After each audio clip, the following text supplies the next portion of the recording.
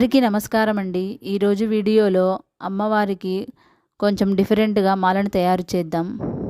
ముందుగా ఇలా కాటన్ అయితే తీసుకోవాలి. చూడండి, ఇలా మార్కెట్లో మనకు కాటన్ అయితే దొరుకుతుంది. ఇలా తీసుకున్న తర్వాత మనకు ఏ సైజు కావాలో ఆ సైజుతో మనం ఇలా కట్ చేసుకోవాలి. ఇలా కట్ చేసుకున్న తర్వాత మనం కొంచెం పచ్చి పాలను తీసుకొని ఇలా లాగుతూ చూడండి ఇలా ప్రెస్ చేసుకోవాలి.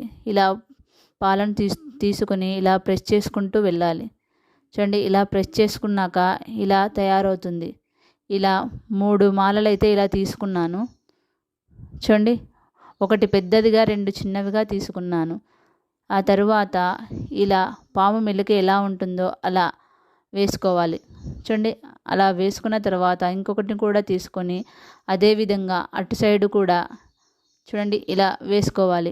ఇలా వేసుకుంటే మనకు ఒక ఫ్లవర్ లాగా తయారవుతుంది.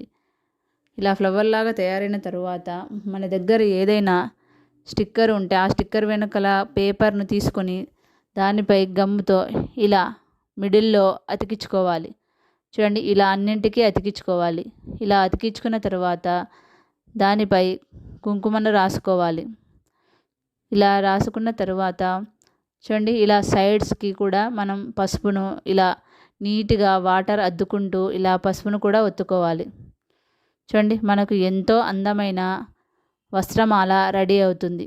అమ్మవారికి వస్త్రమాల అంటే చాలా ఇష్టం. చూడండి, ఇలా మన చేతులతో మనం రెడీ చేసుకుంటే చాలా బాగుంటుంది. కాబట్టి మీరు కూడా ట్రై చేయండి. Thanks for watching.